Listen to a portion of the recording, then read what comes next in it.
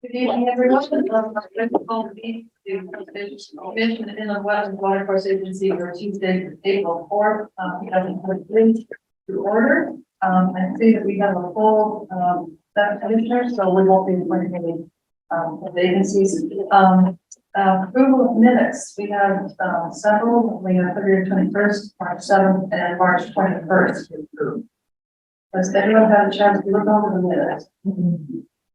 Any changes or additions or corrections that anyone would like to add? Right. Hearing none, I would like a motion to approve all three sets of minutes. So moved. Second. All and further discussion, all in favor? Good.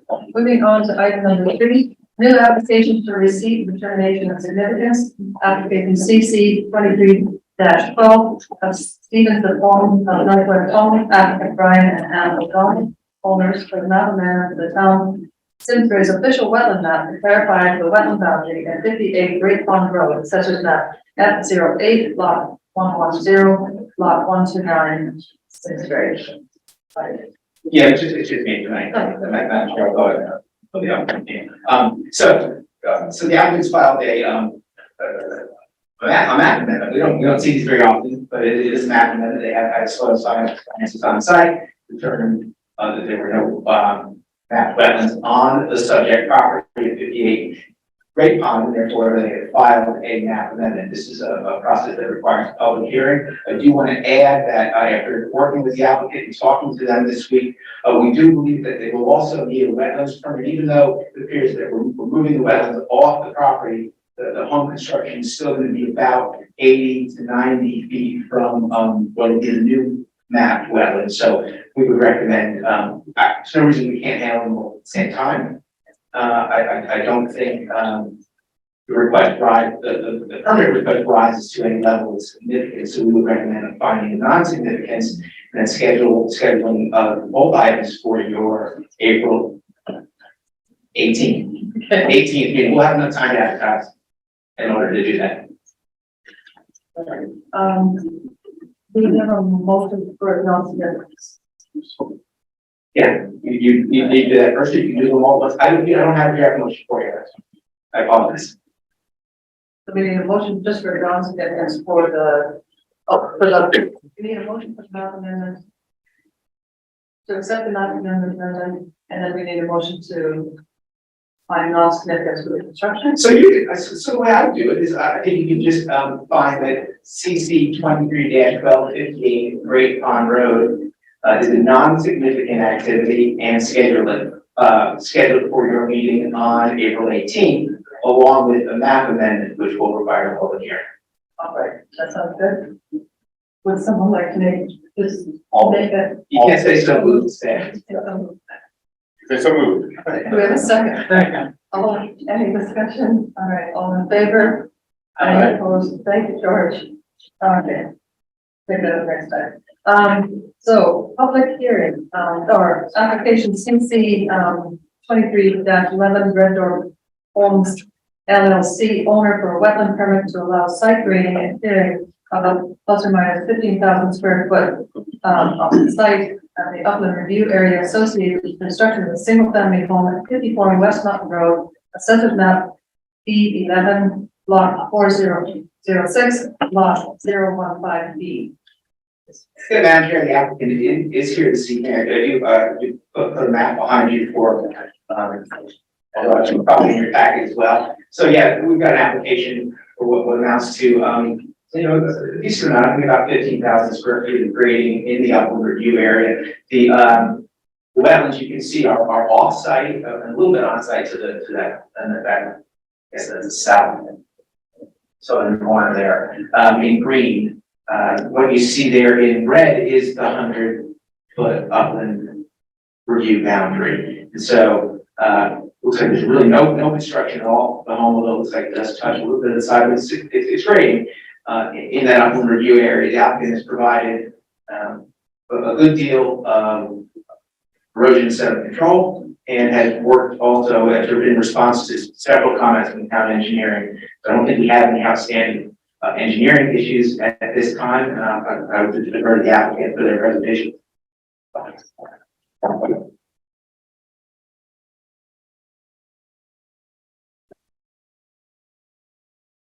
My name is Christian Alfred. I'm a professional engineer and surveyor. I have an office at 200 Digital Road in Windsor, Connecticut. I'm here with Scott Bricky at Red Door Construction for his own home here at 54 West Mountain Road, north, over to the left on the plan. So, Beagle Mill and at the corner of Climate Farm, actually, is to the north, and then Dragon Brook is about 400 feet across the West Mountain Road to the south, and then there's in the back, those wetlands are a tributary to Dragon Brook, so that's where the property is. It's about an acre.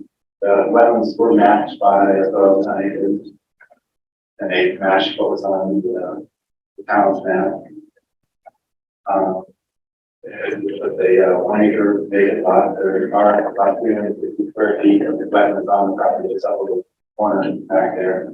There is no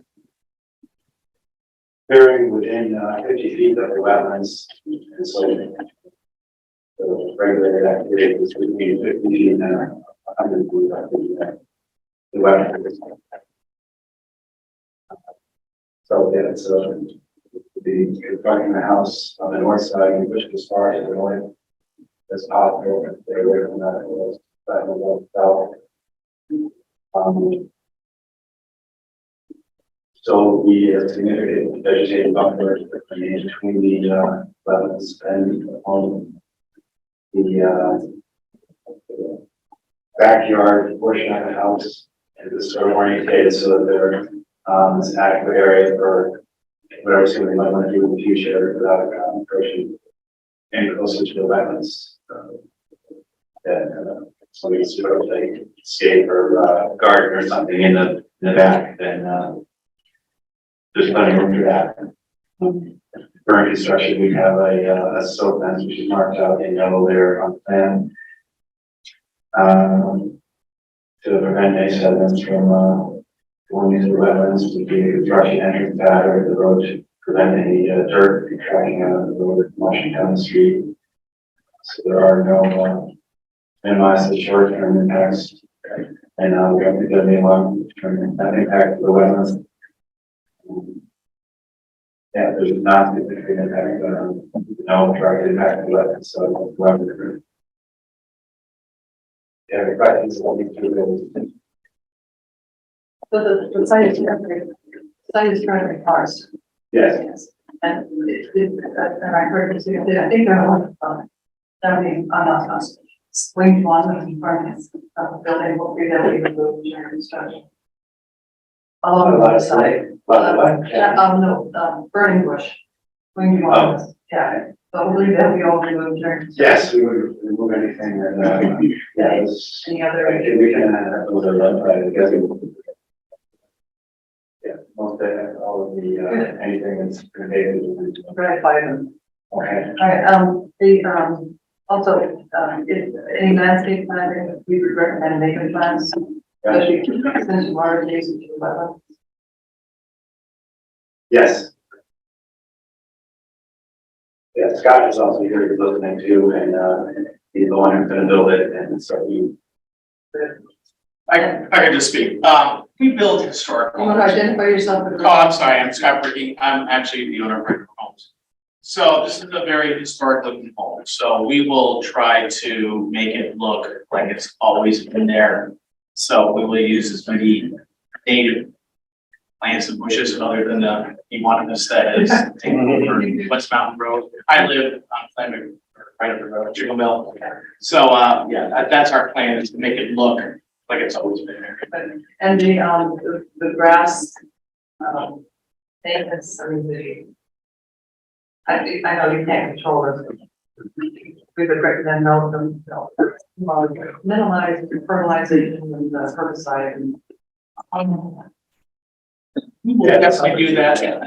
Scott's gonna sell the home. Yeah, it's Right, and actually, it's already sold to a local person who's born and raised here, was best friends with the Christiansens who own Climate Car. And we live right up the road too, and we don't put down anything that is other than manure and pigs and goats. So, they likewise feel the same way. Good. So, All right. go on that. Always like to ask.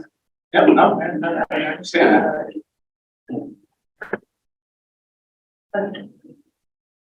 that. So the erosion control. Madam Chair, speaking that mic, sorry. What do you immediately? The commissioners have any questions?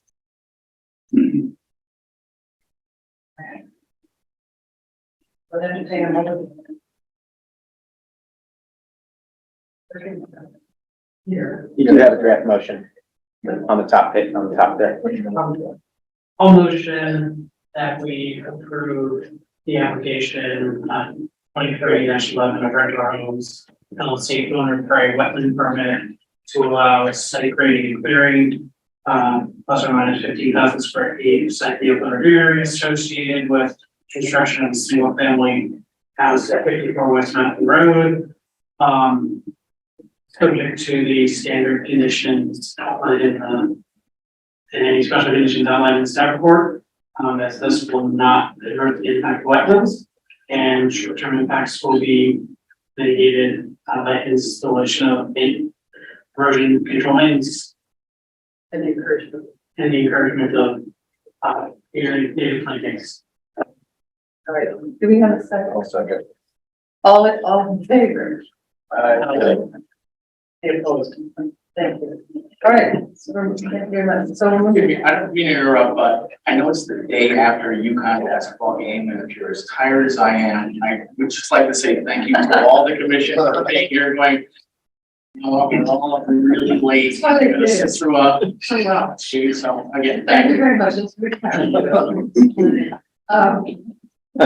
All right, the application CC 22-29 of Vessel RD Holdings LLC, applicant E.A.Y. Properties LLC, owner for a wetland permit to allow grading and construction of site improvements, including parking lot, landscaping, retaining wall, guardrail in the upland review area and associated with 80-unit multifamily dwelling at 446 Hot Meadow Street, in Sturgeon, Mass. B13, block 1.2, lot 003C. Good evening, this is a continuation of our public hearing. Do we have any public members who would like to make a comment tonight? We'll open it up to the public. So if you could come up and use the microphone. And hopefully, I know a lot of people have made comments before. If this is your first time, we welcome you. If you'd like to say the same thing that you said before, it's already in the record, so we encourage it, new comments. Thank you. Well, I'm a bad penny, I keep turning up, but I have a few things to If say, you have new things, I can help. new things to say. Good evening, my name is Kelly Rothfuss, I live at 14 at Mayport. I'm going to be referencing a geotechnical report that was conducted by Vessel, or it was, I'm sorry, conducted by another company which was paid for by Vessel to survey the site. The survey was done on September 14th, 2022, and it was submitted in December. One thing that definitely sticks out in this geotechnical report, quote, per their report, groundwater may be present within these soils that could be described as wet or saturated. In the report, we caution that these soils will be highly susceptible to moisture disturbance. In subsection 6, under construction considerations, quote, we caution that most existing in-place soils will be very sensitive to disturbance from construction equipment, especially during or immediately following periods of inclement weather. Conditions could temporarily become excessively muddy and unstable during these times. What that means to me is where they're building an incredibly large structure on the upper wetland, that soil is going to erode. It will slide down the hill into the wetland. into the wetlands. And that brings me to the construction of the parking lot. A portion of the parking lot requires an area to be clear cut of large mature trees and backfilled. You don't have the schematic of the development. The site plan, excuse me. Yes, but a portion of the parking lot is overhanging You're good. a 20-foot drop.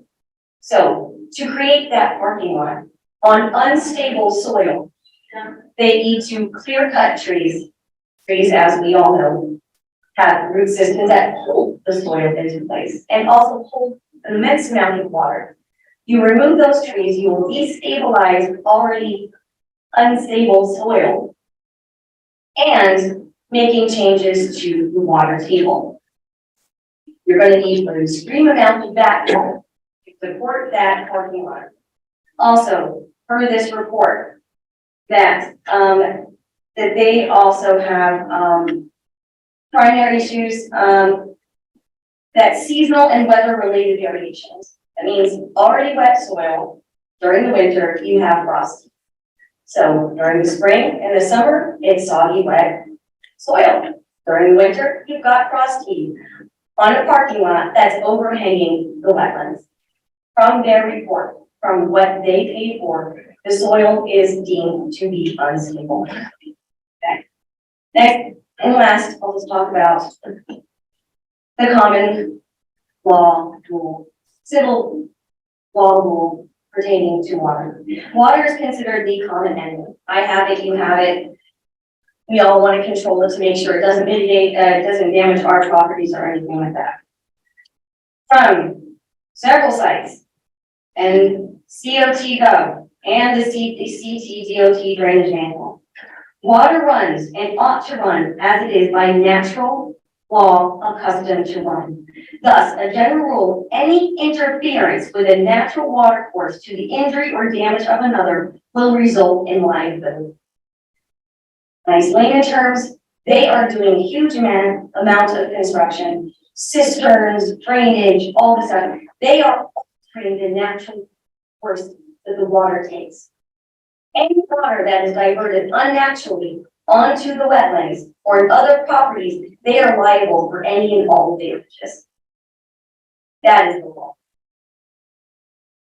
Are we willing to pursue that to protect the sanctity of these wetlands? The soil is unstable. They will be diverting the natural course of the water through this method. I think that's it. Thank you so much. Thank you.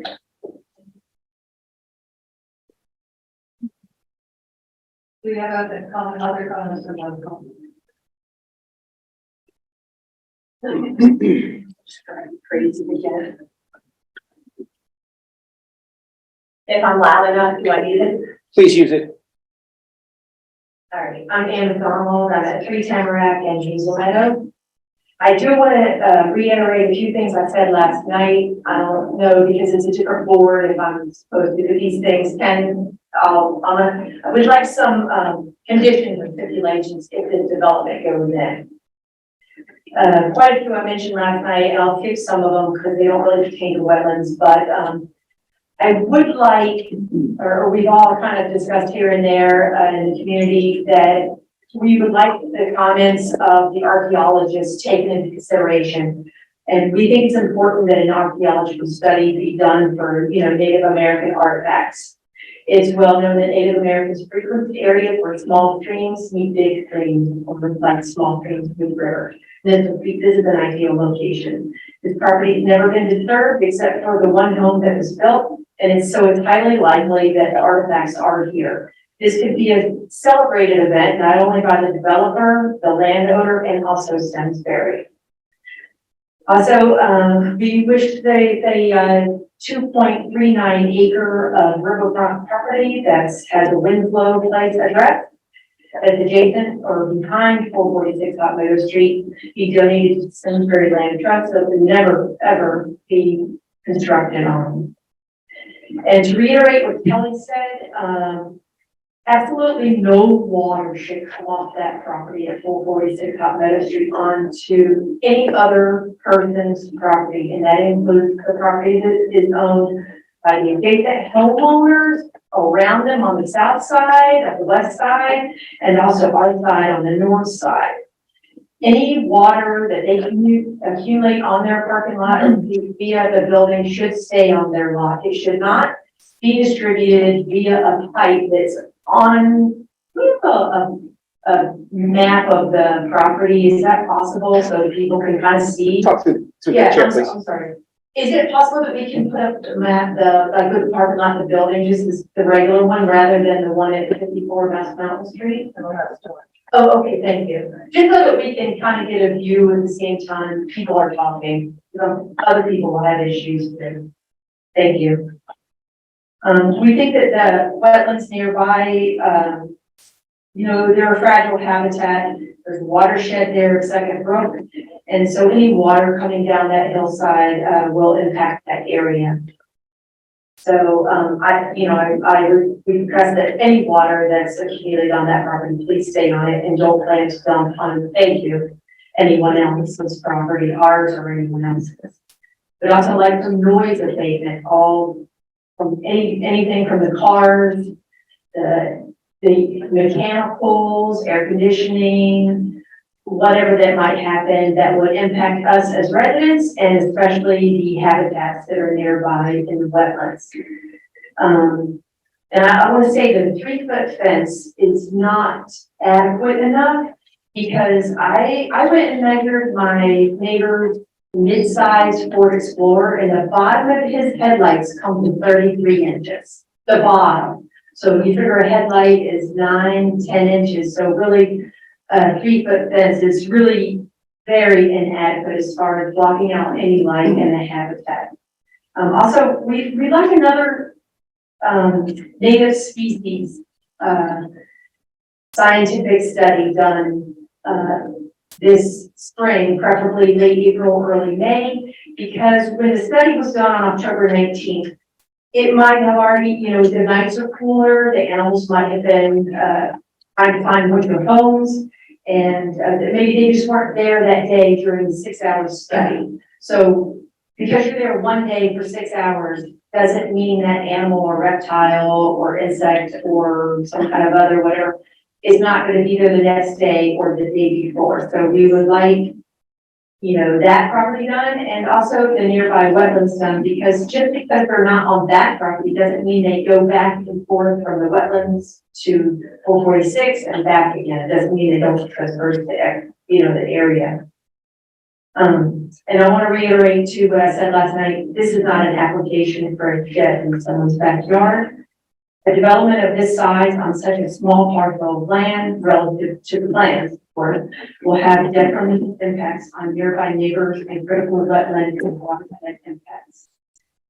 If vessel is in tune with such things like making their building net zero and using native plants, etc., they obviously have no regard for the nearby wetlands and Farmington River or their physical neighbors' mental well-being.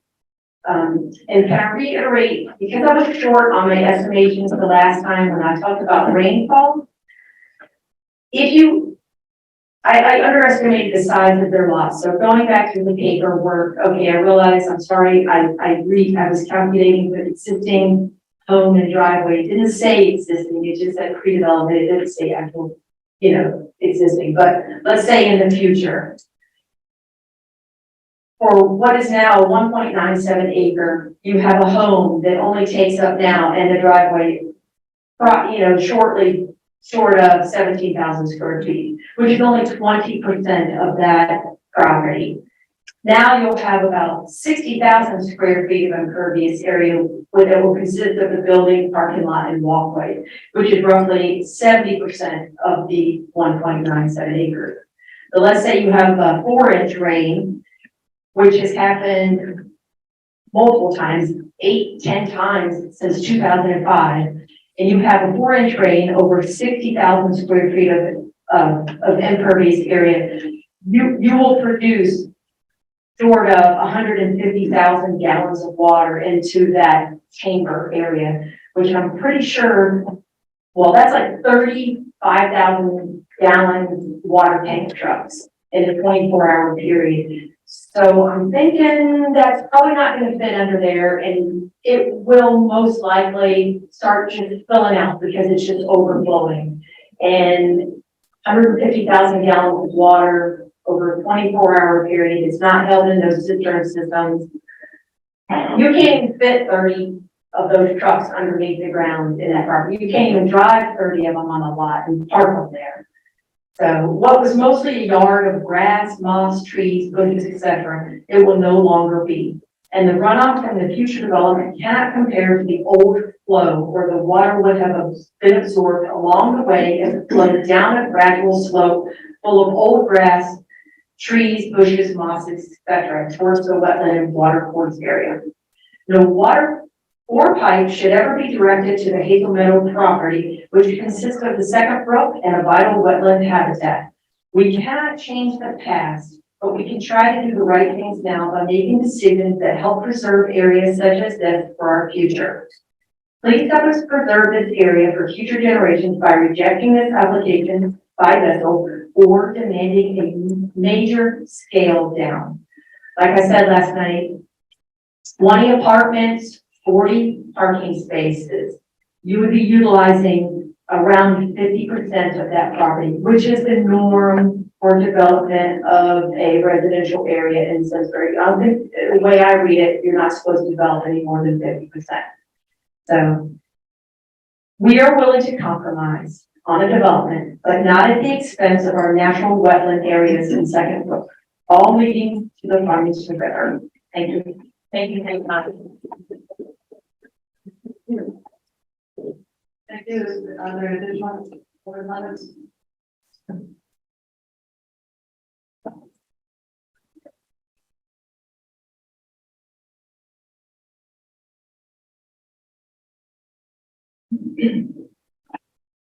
I'm not used to a microphone. Do I have to do anything with it? No.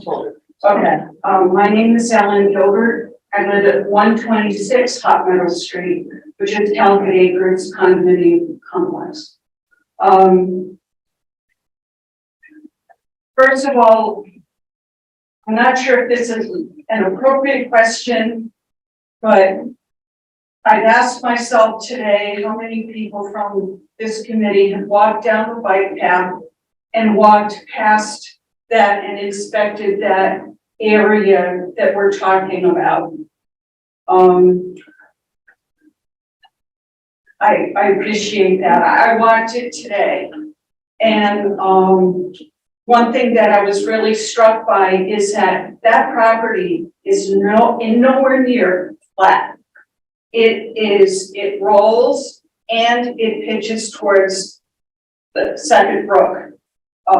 So the amount of movement of soil, and Kelly talked about how the soil is unstable, but I also say that there's going to be so much soil that has to be moved in order to make that a level parking lot and a building that will stay and not fractured. Walking down there, I saw ducks, I saw a pair of mallards, the male and the female. And it was hard to think that what will happen to them and their security if a whole bunch of trucks are coming and going and the ground is vibrating and there's all this going on. There is no way that this development will not impact that wetland, that natural, totally natural environment. So that's my number one.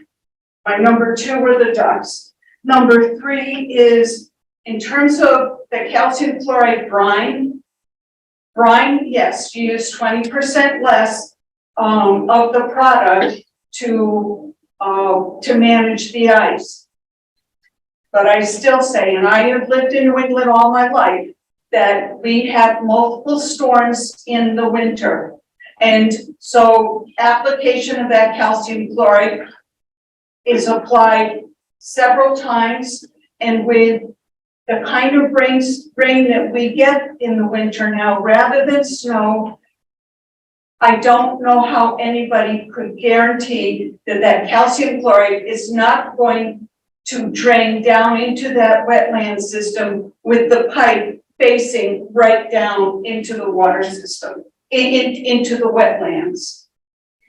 And number 4, in terms of noise pollution, on the south side of the building is going to be, the air conditioning systems. And that's in the front door of Dylan's house. It's like, I walked it and it, from the edge of the property where the orange plastic tag is to where his front door is, I measured 45 paces. That's gross. And I would ask that if that is what's gonna happen, that the developer make sure that they put all kinds of vegetation, not just on the north side, but also on the south side to provide some privacy for him and for his property, and so that he can not be so so shocked by it. That's the only word I can think of right now. And I also still don't know where the generator is going to be for the oxygen machines, the CPAPs that people wear for sleep apnea, for when there are power outages. Where is that generator going to be? Is it going to be alongside those machines? I heard yesterday something about the roof. Do we know? No, but it's not really a wetlands issue, but. It's not, but it is an issue of noise pollution when you have a machine that's big and running. And it's running all day and all night, just like those ACs will. All right, that's my thing. Thank you.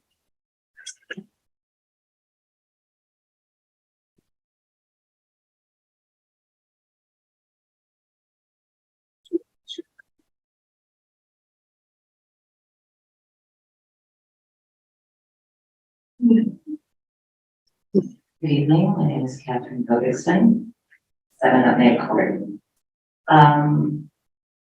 You are responsible for upholding wetlands regulations and applying. We've been to so many meetings and hearings to prove that a 4-story apartment building and large parking lot will inevitably produce a whole host of pollution by being built at the top of the wetlands.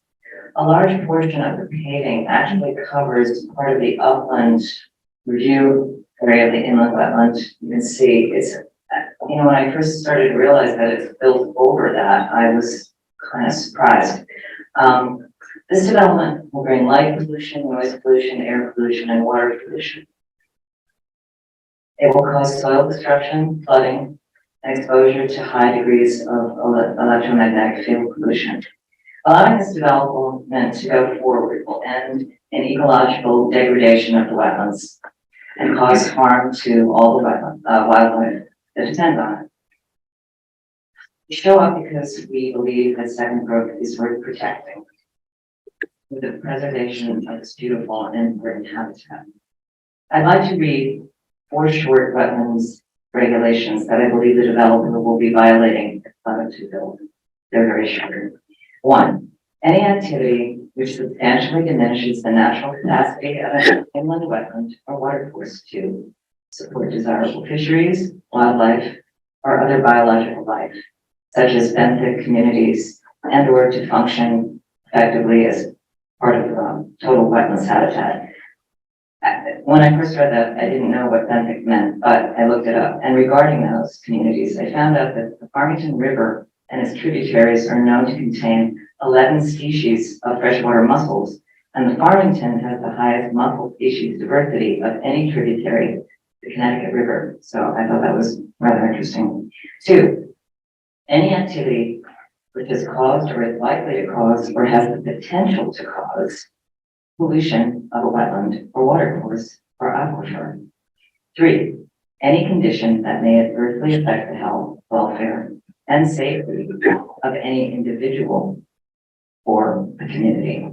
4, uses and operations occurring in the upland review area around a wetland or watercourse that may have an adverse effect on a wetland or watercourse. Therefore, it is the policy of the Commission to strictly control the following activities, which shall be regulated activities with occurring or proposed within any 100-foot uniform upland review area, as defined in these regulations. All the following 12 activities that I'm going to say will be conducted by the developer allowed to proceed.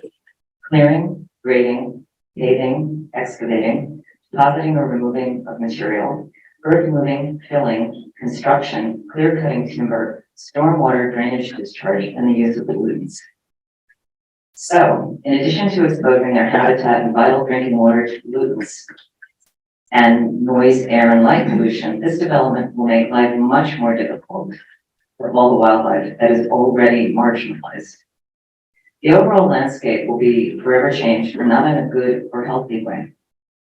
The wildlife will be challenged on many levels to navigate around or near a huge building in a busy hardscape with traffic in the parking lot during the day, which is lit up all night as they attempt to reach the wetland and important habitat for many species, day or night. We're getting close to a tipping point when fewer and fewer of our wildlife can thrive. Please do the right thing for the environment and the wildlife that has no say in the matter. Why were wetlands regulations created if not to apply them when warranted? We truly hope that you can agree that there are many legitimate reasons to withhold approval for the vessel development. Thank you.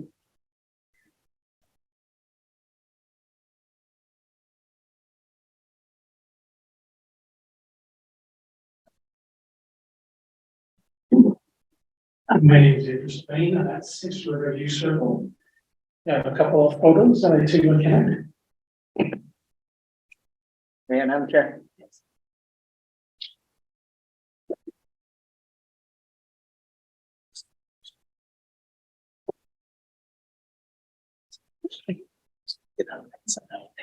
I know,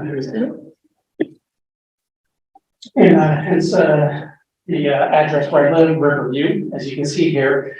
This photo was on or about between 19 and 26 December 2020. So this is pretty much the normal flow of the river, as you can see the height there. It kind of oscillates a little bit depending on the rain, no big deal. What happened, we all talk about the 100-year flood, 50-year rainstorm. So what happened, as you saw in the previous one, was about 6 inches of snow, but it was extremely cold about a week before. And we just had a little rainstorm, maybe an inch or two, nothing crazy, and the river flooded. And the reason being is that the ground was frozen solid and the water had nowhere to go. So you saw from that previous photo, it just shot up 20 feet within 2 days. And I'm talking, I think, like an inch or two of rain. I'd have to look it up exactly to see how much rain we got during that event there. But what no one really talks about is frozen ground. So when the ground is frozen, it can't absorb, and the water, as you can see, just takes off. So as you can see, the snow disappeared within like a day or two, and it wasn't that much on the ground to begin with. We're not talking 18, 24, or 30 inches that melted in the spring. And within a couple of days, it went down. So floods like this, Second Brook is going to flood. And with their catch basin and everything, it's just not going to be able to handle this water because Second Brook, the drainage is actually well below what you see here. And it's going to back up. And full previous photos at different meetings I provided show that movement. Okay, so the summer of 2021 was pretty significant. We had a couple different weather events. Glasses here. This will be brief, I'm sorry, just a couple photos.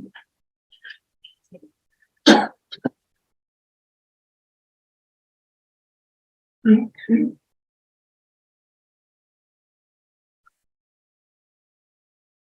this is August of 2021. And again, more flooding. There was 3 significant events that year, that summer.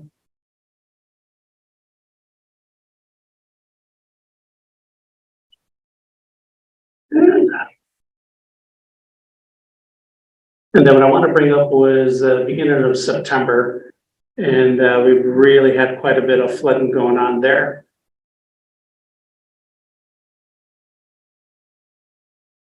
So as you can see, this is right outside my back deck, and again, continued flooding. I'm going to show you some additional photos where those rocks are actually even covered.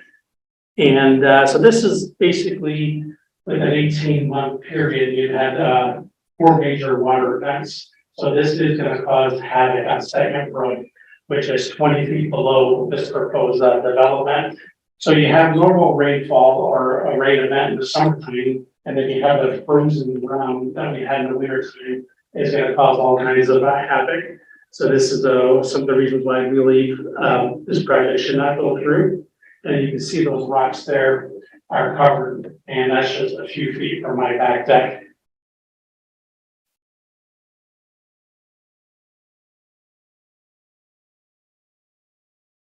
So I don't want to bore you too much with the photos. Couple things I want to go over is, like I said, just being about 20 feet below grade, all that exhaust, especially the young lady Kelly. You ever been down there, you'll see about 3 or 4 homes that are right next to this development. So you can have all the e-commerce, all those vehicles coming and going, and all that exhaust is going to come down and settle in that area. And that is going to create a problem not only for the wetlands, but for the residents that live there. And that's pretty much what I had want to talk about there. Is that every time? One thing, the 434 hot metal, that resident that's south of this project, those mechanicals are right on this property line, and that's really going to cause havoc for him. Maybe not a wetlands issue, but the noise there and everything. So thank you for your time. I appreciate it.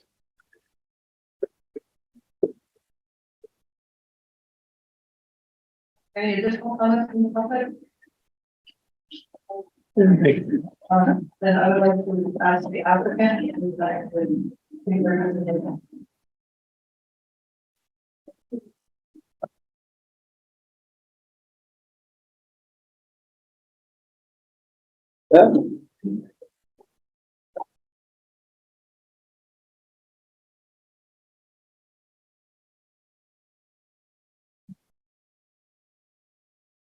Record, my name is Peter Alter. I'm a lawyer. I practice law in Glastonbury at the firm of Alter and Pearson. Also offering some information tonight will be our project engineer, Seamus Moran. I do want to, without belaboring some of the comments that were made by neighbors today, I do want to make a couple of comments that I think are necessary. One is that the report, geotechnical report supplied by GEI does not reach the conclusions that the resident from 14 Nutmeg Court seemed to draw from them. That report has been part of what our project engineer and the town engineer have reviewed in terms of stormwater drainage, soil and erosion control, and the overall plans for this project. And I won't speak directly for the town engineer. Mr. McGregor may want to do that, but it is my understanding that the town engineer is fully satisfied with the plans that have been presented to him as revised, and that at least from a professional standpoint, neither our engineer nor the town's engineer perceives a problem as described by that particular commentary.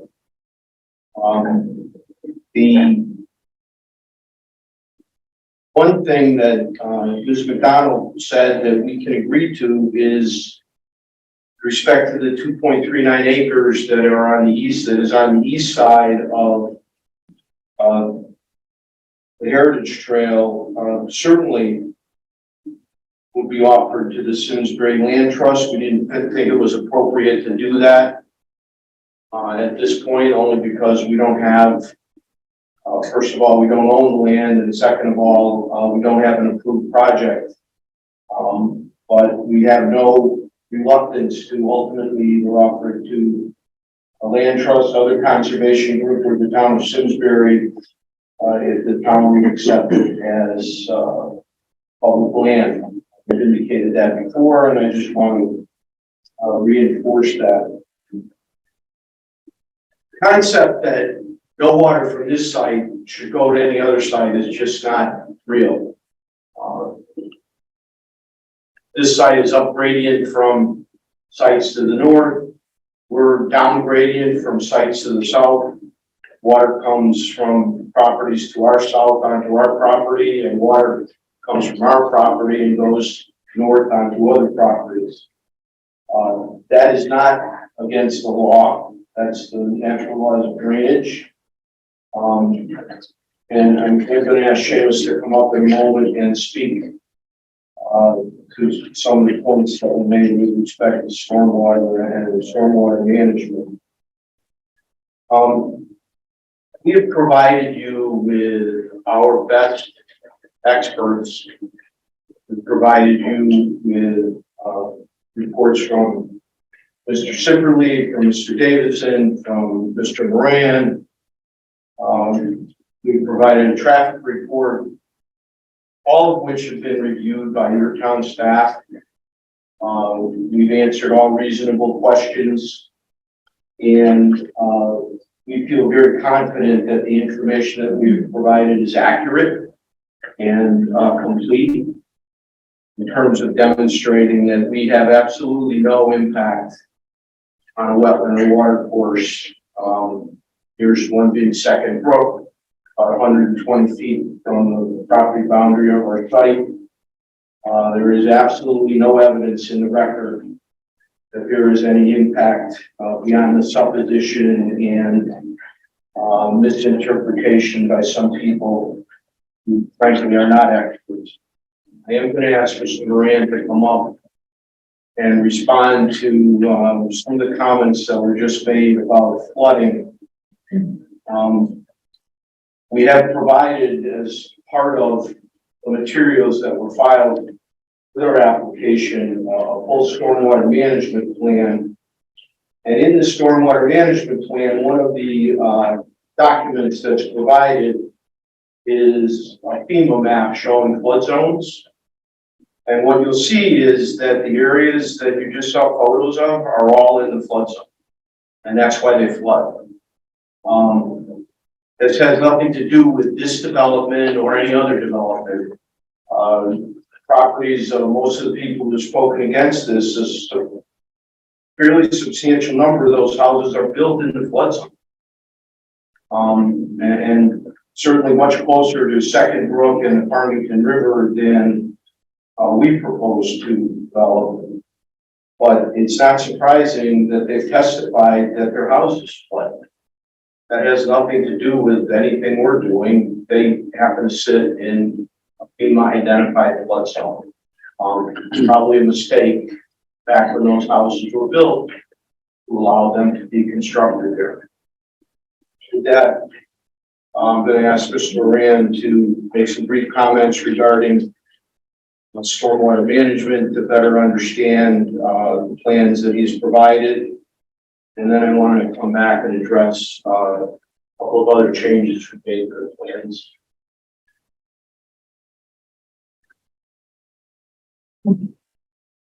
Thank you and good evening. Seamus Moran, for the record.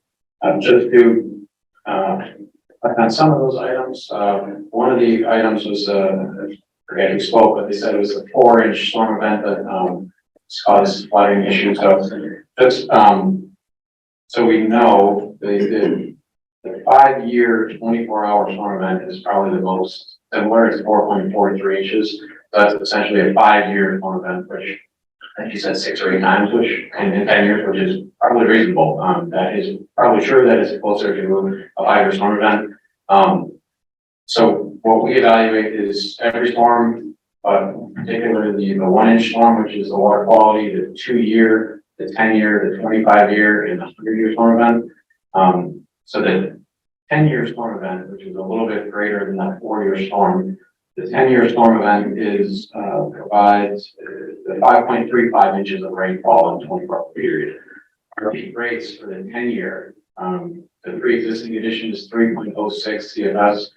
With our proposed development, we're cutting that more than in half, down to 1.37 CFS. So our site, after it's developed, the runoff coming from southern of our property in our watershed across our property, that rate will be reduced from 3.06 CFS to 1.37 CFS, a reduction of 1.69 CFS, so more than half. So that's what we're doing for the storm event that is most similar to one that was described tonight. One of the major, the 25-year flooding event is a 5.31 is the pre-existing condition, 5.31 CFS. Our proposed is 2.73, so a reduction of 2.58. Again, almost half of the peak rate is being reduced for the proposed condition, which reduces potential flooding events for the 2, the 25, I'm sorry, 2, the 10, the 25, and the 100-year. Each of those storm events shows reductions in the peak rates. On top of that, the volumes are not required to be reductions or to be reduced. We are showing reductions in volumes as well for all of those. So less runoff, peak rates, less volumes. I think overall, I think that just is a quick summary that with all of our stormwater management improvements, we are reducing and enhancing the stormwater treatment from the pre-existing to the post-development. I believe there was concern about surface flooding from frozen ground. Our parking lot, all of that treatment is a subsurface system, so it's into the coarser sands and gravel that's below the surface, which it will not freeze. That is the soil 6 feet down that doesn't freeze. The other is the stormwater basement, which is a surface basement. However, we do have a provision. There is essentially a 6-foot diameter circle of stone that it connects almost like a conduit with a wick to the underlying soil. So if there were to have frozen ground, there is a 6-foot diameter circle of stone that gets us to that underlying soil. So into that subsoil that will not freeze. So that's our provision for our surface basement. Lastly, the infiltration trench that we have, the curtain drain infiltration trench, that is just stone down 9 feet. So that, again, that's not the topsoil, that's not any type of soil that will freeze. So I think that alleviates any of the frozen ground concerns with our stormwater management practice. I think Mr. Alter pointed out the neighboring properties were not in the flood zone. Those properties were second brook and that culvert that is coming from the Farmington River that is within the flood zone X, and I believe AE elevations to be determined by the flood maps in the river. But we're not in the flood zone. I think all of our peak rates suggest that we're reducing any potential flooding events, at least from our property.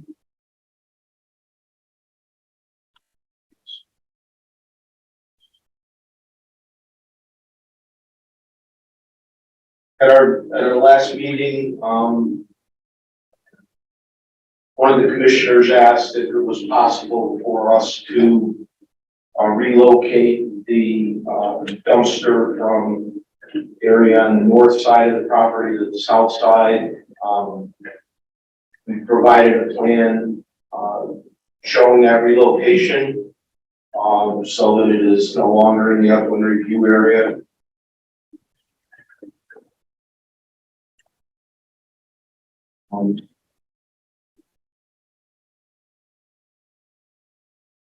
There we go. I'm bringing you. Thank you.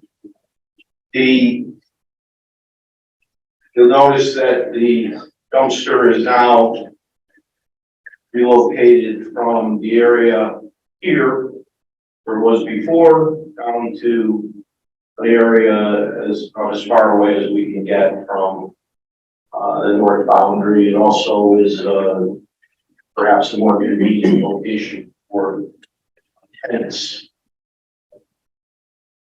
The chairman asked if, we could propose a reasonable, prudent alternative to our development. And the map that you have, site plan that you have before you represents exactly that. When we explain the changes, you'll notice, perhaps you'll notice that the building is smaller. It's been reduced by 20%. 16 units have been eliminated so that we now propose a 64 unit development instead of an 80 unit development. In addition, you've heard some comments about concerns of proximity to the southern boundary. We are now substantially inside the building setback line that your zoning ordinance sets, and have moved the building, the back of the building further away from that property line. And the HVAC units are in the area, indicating that by George's laser pointer. The other significant change is here. We have a problem between this agency and your zoning commission. Your zoning commission is convinced, even though we've given them 2 studies and testimony by an expert, that we have adequate parking on our site. They're convinced, some members of that commission are convinced that we don't have adequate parking. We believe we do. They believe, and made quite a point of indicating that they feel we're inadequately parked. So what we propose is that this entire row of parking, these 2 bays of parking here, will not be built at the outset of this development. That area will remain as grass and open space until such time as it's demonstrated, because apparently everybody we're going to rent an apartment to is going to have at least 2 cars. Even though that's not the experience by the ITE, the Traffic Institute, it's not our experience with other projects. In fact, we think that we end up with less than 1 car per unit. But what we propose is to not build these at the outset. And if we ever do have to build them because we have a surplus of cars and not enough parking spaces, we will do these parking spaces with the same pervious pavers that we proposed for the entrance that the fire marshal asked for. So that these will be pervious pavers, they will be able to accept water, storm water. Drainage still runs back into the site. Seamus can come up and offer that testimony if you need it, but the site is pitched so that, again, all of our water is captured, either because it's going to infiltrate directly through the porous pavers, or it's going to be pitched back into our project so that it can be captured in our treatment train of underground mechanical means to treat the water before it's discharged or infiltrated. I think it's worth repeating because it seems to get lost over a period of time that our system, our infiltration system is designed to just do exactly that. It's to recharge the groundwater. This is not a system that is designed to discharge great volumes of water. You just heard Mr. Moran testify as to the reduction in the rate of discharge from what is leaving the site right now and going to the second brook. It is our expectation that a substantial amount of the water that's collected after it's treated, so that the water quality is improved, meets the standards as set by DEP, will be infiltrated into the groundwater rather than flow overland down the hillside towards Second Brook. In this area, the plan is that the infiltration system that is underground here offers an opportunity to recharge, which, at least on my understanding, is something that is significantly important to protecting water supplies and also providing renovation to stormwater so that it becomes more potable and less polluted. So I don't want this commission to lose sight of the fact that we've already given you documentation from the University of New Hampshire studies that says, I believe, that holds that the stormwater system that Mr. Moran has specified for this site is the best management practice for stormwater. It is absolutely without any question the best. It reduces most significantly the thermal impacts because the treatment train is underground where it's cool. So that in the summertime, when that first inch of rain falls on asphalt and is heated up, it doesn't just flow out into downwater or downstream area. It's treated first underground and cooled, so that any water that is discharged doesn't carry the thermal impacts that other methods do. The University of New Hampshire study that I gave you evaluated swales, evaluated detention ponds, evaluated all systems. They have a tremendous facility at the University of New Hampshire where they take a parking lot and they put all these different treatment systems around it and divert water and then test it. And that system is the one that we're proposing. It's the one that provides the highest quality water treatment, reduces thermal impacts, and has the least impact downstream of it. So I really don't want that to get lost in speculation and comments about what might happen or we think will happen or it could happen. We've given you our best scientists to indicate that really this plan, as Mr. Simsbury testified, has no impacts on the wetland to the north. But in spite of that, what we've come to you tonight with is a significantly reduced plan that addresses, I think, all of the concerns that this commission has indicated.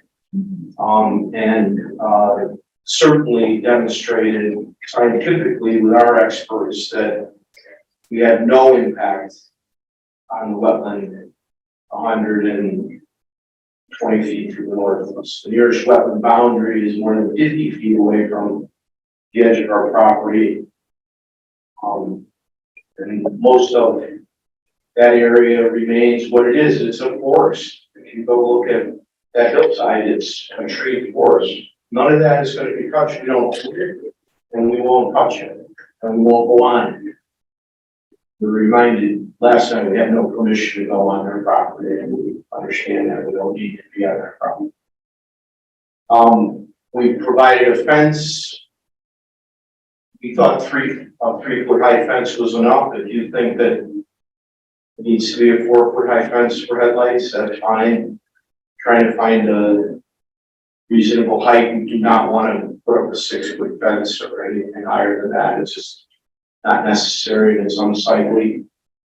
Someone asked the question whether or not there's landscaping along the southerly boundary. We had Congress Epa here 2 or 3 times, and we have heavily planted the property's southern boundary all along. Mr. Grissett testified as to the plantings that will be done along this boundary.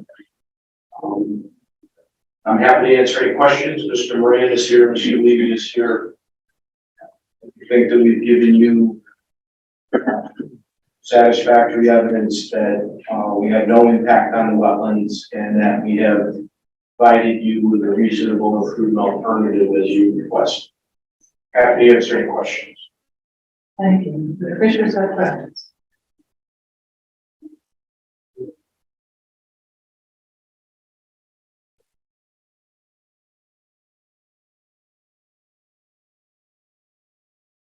You appreciate the consideration on the parking in the upland review area. With the clear cutting, there is still some concern that it could make the soils less stable. Is there anything that can be done to alleviate that concern? Is there any sort of plantings since hopefully they won't need to do parking spaces? Is there anything other than grass to help stabilize those soils due to the loss of whatever's there?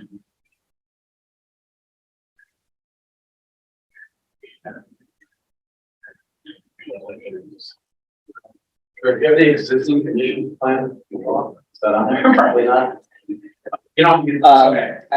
Maybe, I guess first I would say that most of that northern property line, the tree line comes almost right to our property line. So we're not clear cutting beyond. We're actually not alleviating much of the larger growth along the property line. But I do know that our landscape architect is north of that retaining wall is proposing grasses to stabilize that slope. It's a 3-to-1 slope. And it's proposed to be vegetated with grasses that don't have to be cut that often, which will have a deep root system to maintain that slope. I had an issue with that, with the plant selection for that. It's behind the fence and on the northern slope. And it was a conservation seed mix, which is good, but unfortunately those are all sun-loving plants, not shade tolerant plants.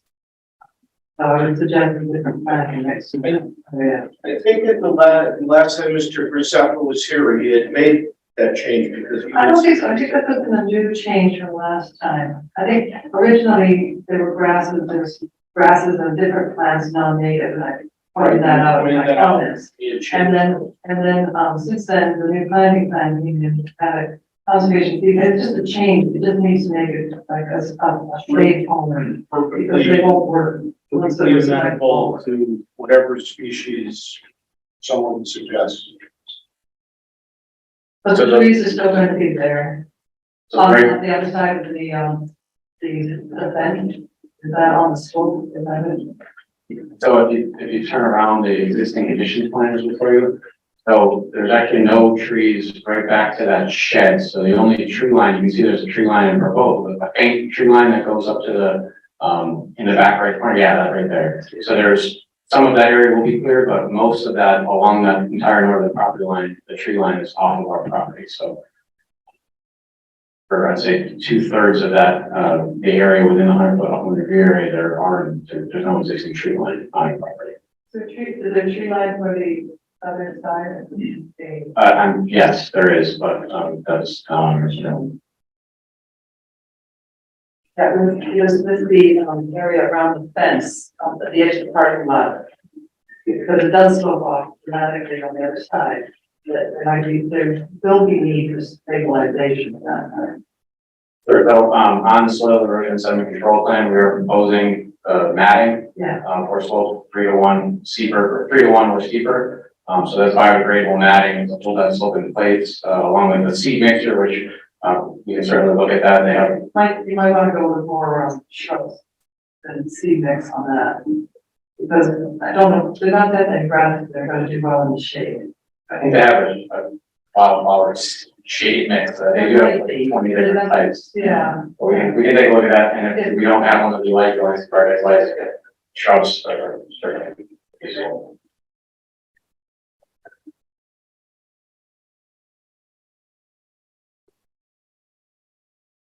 no, I will. This work.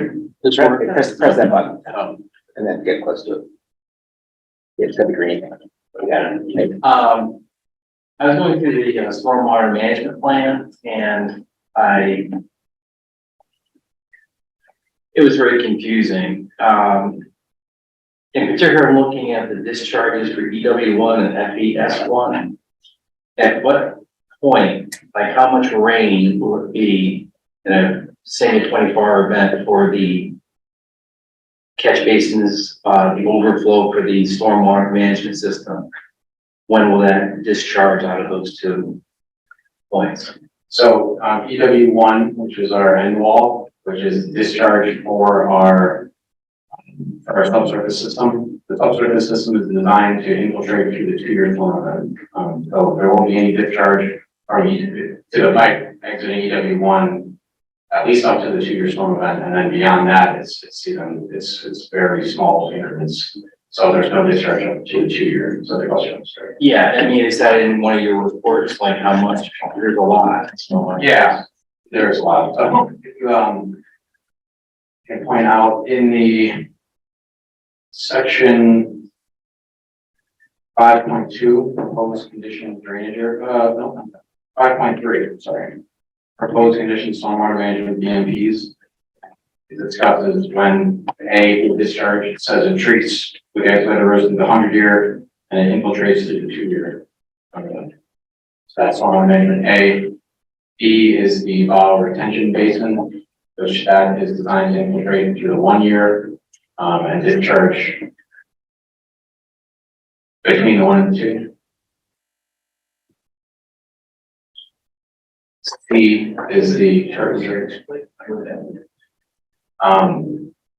So what that means, maybe so if you're looking at essentially let's look at it as the bathtub. So you fill water in a bathtub and there's a hole in the side of your bathtub. The water gets to a certain height in that bathtub, and most of that will go out the drain in the bottom, which we want to consider that infiltration. If we were considering a 2-year storm event, that hole in the side of the bathtub is at the 2-year storm event. So everything below that hole in the bathtub will drain out the bottom, which is how the subsurface system is designed. okay, so you don't really have I'm just trying to figure out what the flow rate would be for, say, the 10 and 25 and 100-year, like CFS. So those flared end sections are designed for that. So I can tell you what that is. That's in the appendix. Okay. There's the appendix B is the riprap apron design. Hmm. So for end wall 1, which is outlet protection design, outlet EW1, for the 25-year storm, the discharge to the EW1 was 1.78 CFS with a flow of 4.8 feet per second, which in context, what that means is you design the riprap size based on the flow and the velocity.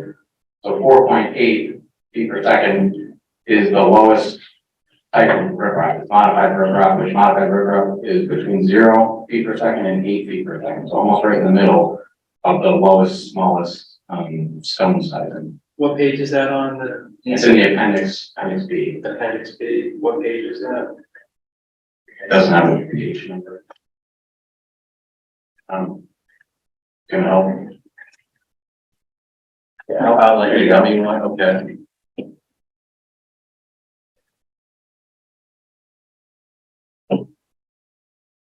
Okay, so the 25-year would be at 1.78 cubic feet per second. What is it? Is that what I'm reading? Pre-construction. So the 25-year storm event discharging from our site is 3.06 CFS, I think it was. Right now. Or I mean, actually, it's higher than that. So it was 5.31 CFS. The pre-existing condition is 5.31 CFS. That end wall at that location is 1.78 CFS. Okay, so it's in, okay, and the same with FPS one, all right. I was trying to find that, it was just very difficult. Well, I agree. yeah.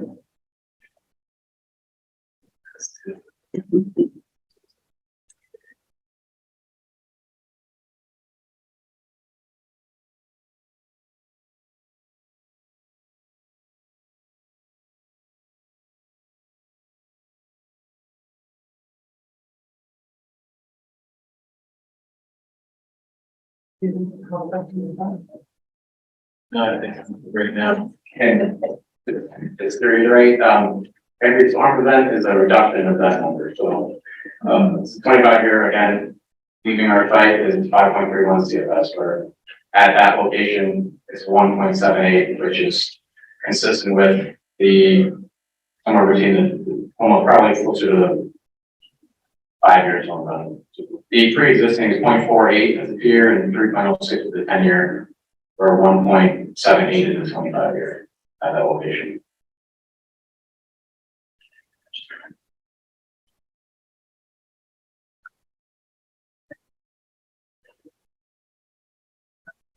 I forgot to ask about the fence, if we could increase the fence height to 4 feet, I think that would help, thank you very much. And, that's my questions about the lighting, thank you for, suggesting or going with the warmer lights and the 40% reduction in the parking lot.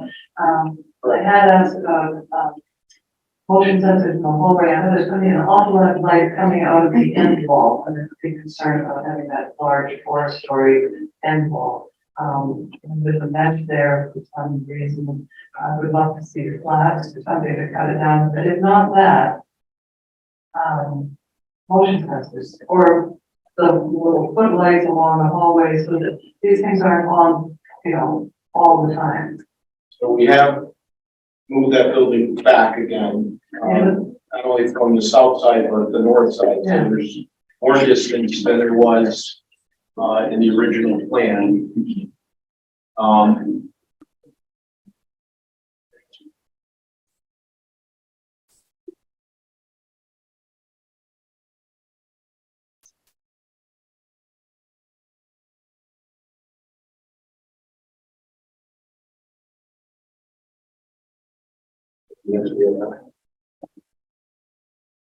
Back to the light sensors, we're checking the design. You have another question? No, that was my one. I just like to see the light reduced in that end wall. And it might also save the residents money not have them on all the time. All LEDs or just, but I'd like to see that light shining in that light. Any other commissioners have questions while we're about the answer to that?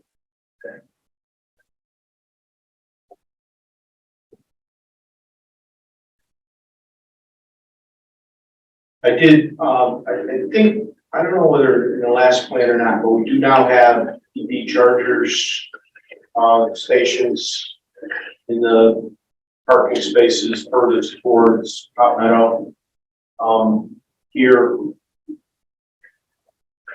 so that residents will be able to recharge their vehicles on site. I'm sure we had that on the last plan. One question, and I'll add that infiltration is the best management practice for this, and it's what your stormwater management plan is already proposing to do.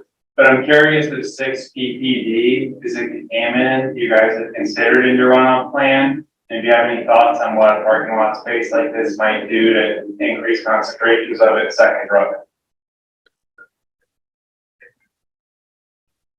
So 6 ppd. Yeah, 6 ppd. It's I don't know its technical purpose exactly. It's a compound in rubber tires, and as they degrade, it's been linked to die-offs and coho salmon. And recently, in 2022, Brinkman et al. Found that reasonably low concentrations can cause die-offs in eastern brook trout, which is one of the species of concern related to the second drug. So that is not a specific thing, sorry. That's not a specific thing that we look into. And most of the literature that we have from the University of Hampshire, I've never even seen that tested, so maybe that's something new that we're testing. I can look into it to see if there's anything about these systems that help with that, but that's not something I'm really not familiar with. Fair, answer that question, sorry. Sure, no, it is like a relatively emerging issue, so just curious if you considered it. Thank you. Lights do dim. They only dim to a level that meets the emergency egress levels, but they do automatically dim. Good. Thank you so much.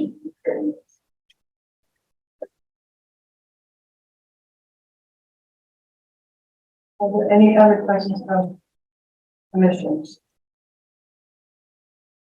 If not, I would consider it's just that we close the public hearing.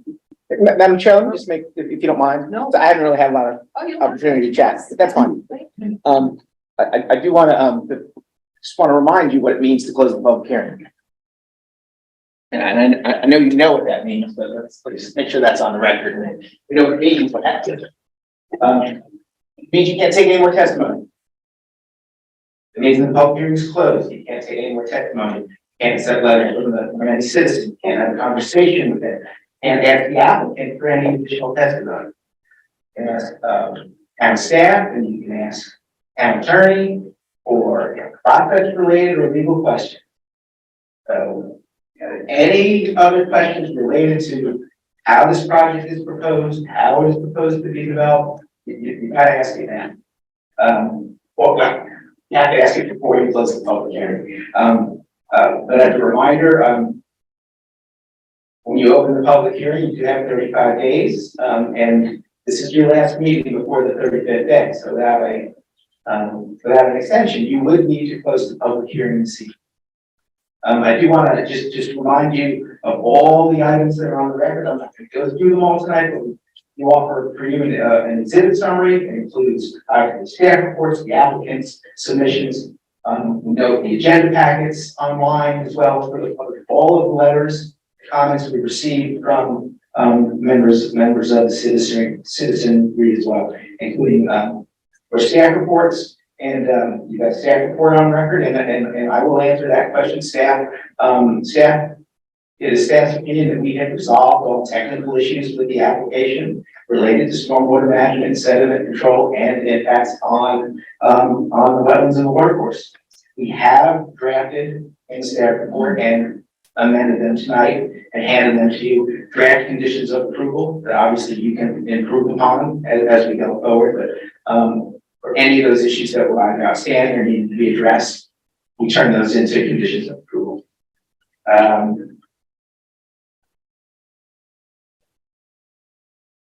Yeah, so just once you do close the public hearing, you've got 35 days with which to make a decision. Thank you, George. Thank you for going on that. Thank you. You have, yeah, all right, there's another question. So I would just like, I think I understand this fully, but I would like to hear how the construction is gonna work in that sort of upland area, if it was a pinch, sort of, of this sort of area we put in, we're gonna be stabilizing those soils. Cause I'm not sure I remember exactly what the elevation pitches between each of those lines.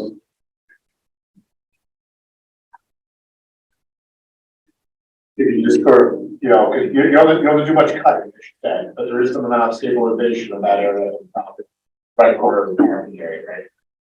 Correct. There's actually a temporary sediment trap that we have shown on that's kind of the low point and away from any construction. So there's a temporary sediment trap shown on the soil erosion sediment control plan. And along that down gradient edge of our disturbance, we have a temporary virgin soil proposed. So anything coming from south to north that is in disturbed, if that stormwater is sediment weighted, we'll get into a temporary virgin soil into the temporary sediment trap, which has been sized per the remainder. Okay, as you're sort of filling that last area. Correct, yeah. Okay. I think I probably missed that one point. I know you were talking about. Thank you.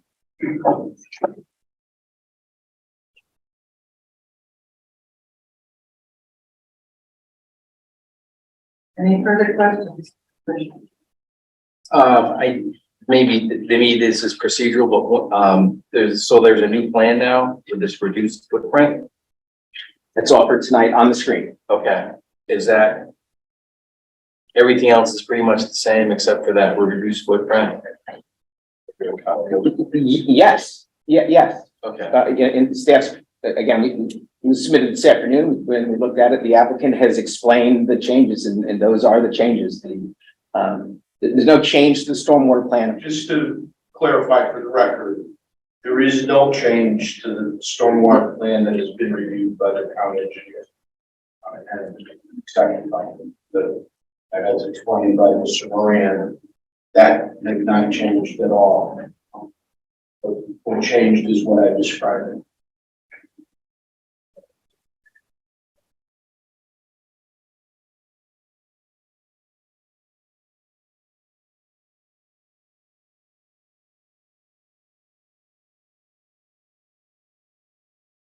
Right, so, are we ready to close the public hearing? We're going to take a motion. I'm going to take a motion. A motion that we close the public hearing. One second. Further discussion? All those in favor? Any opposed? So we are closing out the. Thank you for your time. Thank you.